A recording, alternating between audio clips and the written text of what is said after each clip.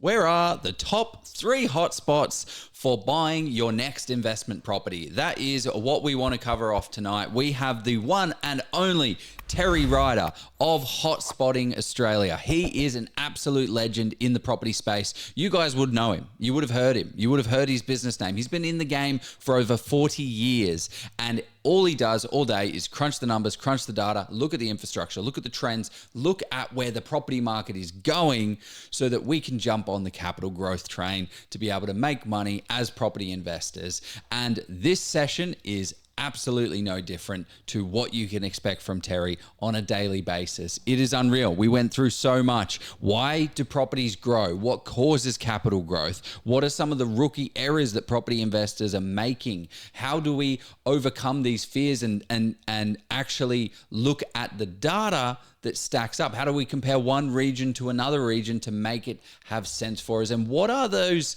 areas, what are those infrastructures that give us the most amount of capital growth? Hey everyone, my name is Joe Tucker. Together with Jeff Miles, we created Oz Property Investors. It's Australia's largest property investment community with over 84,000 members.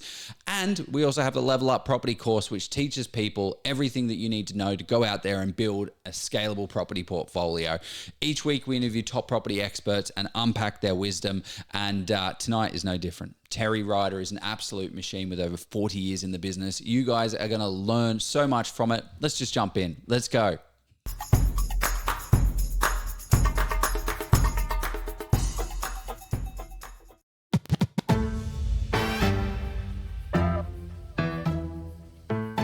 What are some of those rookie errors that people are making in their portfolios? Like you see all these people that have incredible portfolios and they keep going. They stop making these silly mistakes. They might make them early on, but they keep pushing forward. What are some of those core go-to ones? Yeah, I think the people who are truly successful avoid making these rookie errors. But I think, as you point out, when they start out, most people do start out by making a mistake. And, a rookie error number one is they get the first one wrong. If you badly stuff up your first attempt at property investment, makes it really hard to get a second one and a third one.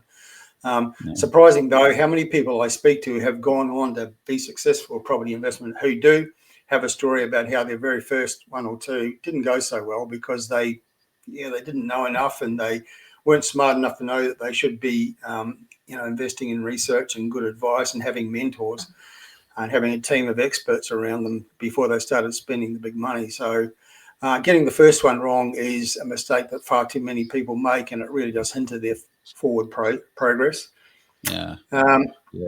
And I think that's common. Not common. It's more important now than it was 5-10 years ago, right? Like where you could buy 1, 2, 3, 4, 5, 6, 7, 8, 9, 10 properties. So you could mess up and it's okay because you can buy another one, you can keep going. But the way that borrowing capacities and serviceabilities are going, you mess the first one up. It's so much more crucial now than it was back then. Yeah. Well, and the sums of money involved. When you compound the growth, obviously, over time, when you ever draw up like a 30-year plan, by removing the first 5 years of the plan, the flow-on effect is like fourfold. So like you can actually have a portfolio a quarter of the size by not getting the first one or two right. It's a great way to put it. Yeah. Absolutely. And many of the other rookie areas that I list in the book the reason why people get the first one wrong, I suppose. And the first one that I talk about is, most people don't have a coherent plan. They just get excited and start looking for properties to buy and don't proceed with a strategy. I think it's really important. I've got a sort of a buying process, like an 8-step process towards buying a property, and actually starting to look for a property to buy is step 7. But I find that so many people don't do steps 1, 2, 3, 4, 5, and 6 because they're very impatient to get to the exciting bit, which is looking for a property to buy, and they neglect those early steps, which may be a little bit mundane and not nearly as exciting, but they're just so important. And it's all about planning and understanding what you can afford and what your risk profile is, and gathering a team of experts in certain areas around you before you start making the big decisions. And it's surprising how many people just don't do that.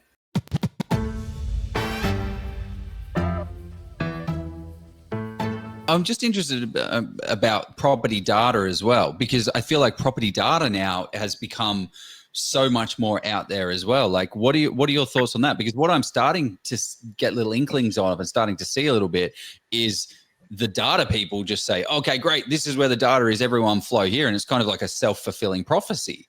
But do you see the access to data and that being a good thing or a bad thing, or what are your thoughts of that?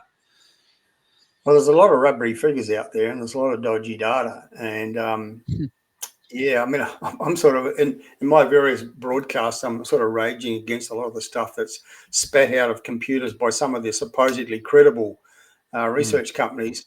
And you know, like the top 10 places for capital growth in the past 12 months on the Sunshine Coast, which was published in media earlier this week. And I looked at the list and thought, well, the 6 of the first 7 are nonsense.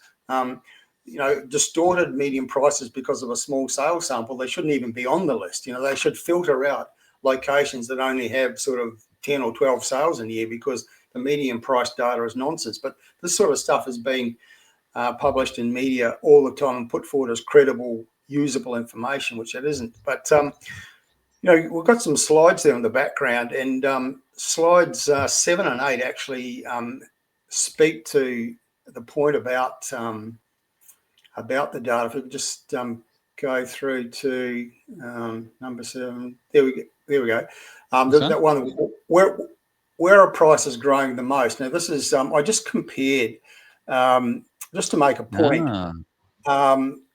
what PropTrack has said about where prices are growing the most and by how much, and what Cotality, formerly CoreLogic, has said. This is what was published about a month ago. But you can see that they both agree that Darwin's leading the capital cities, but how much was it growing? Well, it's either 13% or 17%. Perth is either second or third. Adelaide's doing 10% or 7%, depending on whose figures you believe. Hobart's doing 7% according to PropTrack, but only 2% according to Cotality. And, you know, there are various other sources out there as well, like SQM Research and Domain. If you put all 4 of them alongside, you get, you know, 4 different answers.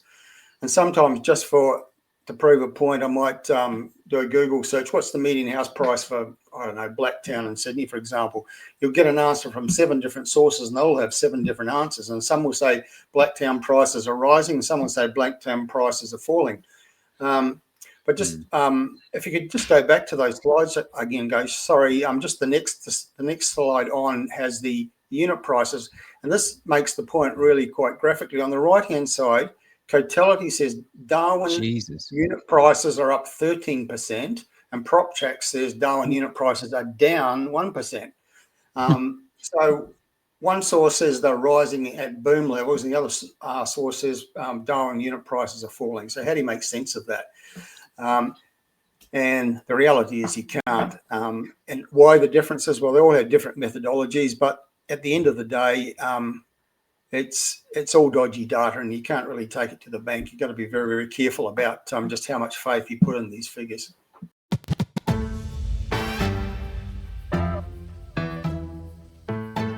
All that data that we're talking about is backward looking, and you know, and it might be interesting, it may even be fascinating, but it doesn't really help you make choices for the future, because the past doesn't necessarily inform the future. So at the end of the day, it doesn't matter whether Darwin unit prices are falling a little or whether they're growing a lot. The choice you've got to make about whether you would invest in Darwin or not should be based on your perception of what the future for Darwin is about. And that comes down for us at Hotspotting to an analysis of the economy. And we don't actually care what's happening in the property market and the location right now. What we're interested in is what the future holds, and that's based on what's happening in the economy. We're more interested in the economy that underpins the property market than what's actually happening right now in the property market. So we're looking at strength and diversity in an economy. We're looking for infrastructure spend as a huge generator of activity and growth in property markets. We're looking at forward-looking indicators like sales volumes, like vacancy rates, and other factors. We've got a formula we call the Empirical formula. Empirical is an acronym, so every letter of the word empirical stands for something. The E is for economy, and the I is for infrastructure, etc. And yes, there's a slide. There you go. Well done. we don't want to invest in locations with, below a certain market size, for example. What does that mean? Yeah, what does market size mean? Well, I talked a little bit a few moments ago about places that sometimes pop up in these top 10 lists where there's only been, say, 10 sales in a year. So you get distorted moving price. These are very small markets, and we think people should be investing in markets that have a certain level of substance. Preferably. It de-risks it, right? Like you start getting some real data that you can actually rely on. You can have some confidence in what you're reading, because if there is 10 sales, that's not going to give you anything for the year. That's right. And if there's only 10 sales in a year, that's a very, very small town or a very small suburb, and it's a high risk place. We want places of substance with an economy that's got diversity, and a market that small isn't going to have that. We're interested in what's happening with population, but it doesn't have to be a strongly rising population, because there are many suburbs that are strong future growth prospects in capital cities. The population isn't growing because they're built out. There's no scope for future population growth, nevertheless. So population growth doesn't have to be a dramatic component of your choice about location. We're more interested in what's happening with economies, and how much is being invested in infrastructure. That's such a big generator.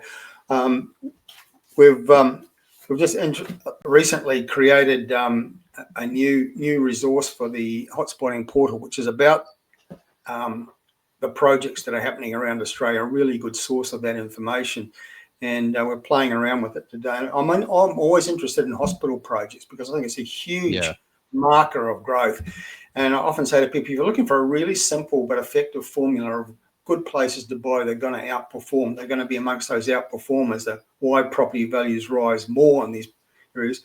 Look at where they're building these big billion-dollar hospitals. Now, there's like 3,000 or 4,000 jobs in building them over, say, 2-3 year period. Then when they're finished, there's like 5,000 or 6,000 jobs in running them. And of course, people want to live close to where they're working, and many of the people working in hospitals are highly paid medical specialists. So it's inevitable that local property markets are going to be pumped up by a project of that scope. Now, right now in Australia, the research from this new source we're now using, I found out today that around Australia there are 144 hospital projects valued at least $200 million. Most of the ones we're interested in are sort of like 500 million, $1 billion, $2 billion. But there's 144 of these big projects, total investment $116 billion at the moment. Now, these things are just massive game changers. I'll talk about that. Some of the locations I nominated for, my top 3 for places to buy next year have that factor in play. It's the reasons why I'm picking them. But, Toowoomba, Steve, I know you're interested in Toowoomba for all sorts of reasons. I love Toowoomba as a market for people to invest in. It's got $1 billion hospital just starting construction on top of everything else that's happening there. Bundaberg in central Queensland's got one. Bundaberg's already a great place to invest, but add a $1.2 billion hospital to the mix, and it suddenly becomes billion. Yeah, and there will be 5,000-6,000 people working this thing when it's finished. So you get lots of bang for the market when it's being built, but you get a lot more when it's finished, as opposed to say lots of jobs in building a motorway, but there's no jobs in running it. Whereas with a hospital, there's more jobs in running it than building it. So you get this lasting impact on the local property market. So we're really interested in this stuff as a real marker of places that are going to really be outperformers in the future.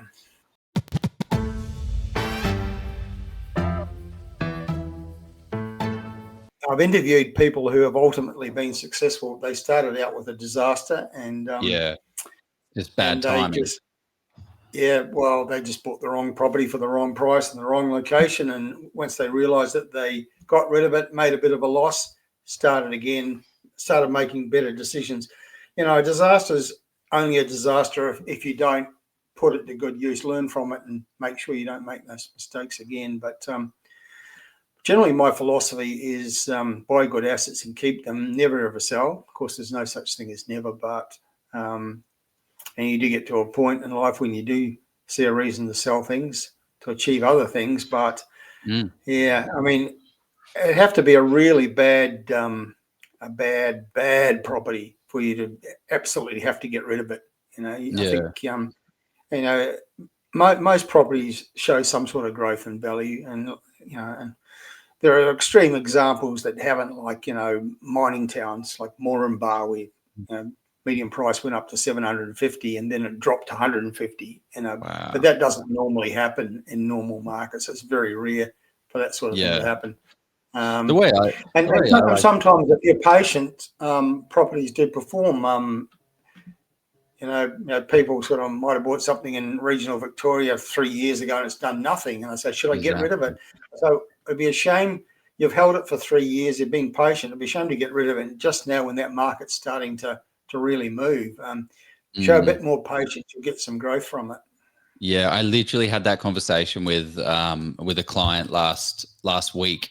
And I was like, we had a 45-minute conversation. I'm like, damn, I wish I recorded this call because I gave what I thought was great advice. Because what they were doing was like, for the last 3 years, I've been paying, this much, like, I don't know, 20, 40, 63, 3 years worth of $60,000. And for me to be on the upside, I need to be, selling it for $950,000. I'm like, well, the past is the past. You messed up with your buying. You should have been buying in WA, in South Australia, and Queensland, but you can't say that value is going to stop. If you bought this asset 6 months ago and it's grown $100,000, you'd be saying, oh my gosh, this is the best asset ever. But the problem is you've got that past stigma attached to it. To answer this question, like the way I like to think about it, when is the right time to part with a rookie era property is because, as you say, Terry, like a lot of property does go up in value and you just need to kind of be patient with it. But sometimes you buy a dud asset and you can't keep borrowing and it stops you from going forward. So kind of when I see the potential to consider selling an asset that's not performing as well, because then it comes down to, well, I need cash, I need borrowing capacity, or I need the cash flow to be able to go to that next property. So it's that kind of dead stop that's stopping you in your tracks. If this thing is looking after itself, isn't stopping your borrowing capacity and isn't taking a whole heap of cash, maybe it's not the worst thing to hold on to, because when it does, you still have to have capital gains tax. You got to have all those exit costs. So like, just do the numbers. Is it worth it? Can I do something better with this capital? Can I take my $70,000 deposit and put it into something better that's going to grow? If the answer is yes, then maybe it is worthwhile parting with it. Yeah. But You're talking opportunity cost, Joe. What's the opportunity cost they're missing out on? In reality, it's a 10% switch. Like, they're going to lose by the time they've already paid 3.5% stamp duty, some pesky agent a couple percent. The property they replace it with is another stamp duty. So even if they sell at the same price, they're looking at like a 10% switch. So is the property they're going to buy next going to make them more than that 10%? The hard thing, which Terry was kind of saying, was you don't know if the one you're sitting on is going to be growing 10% next year anyway. And that's the harder decision. Love it.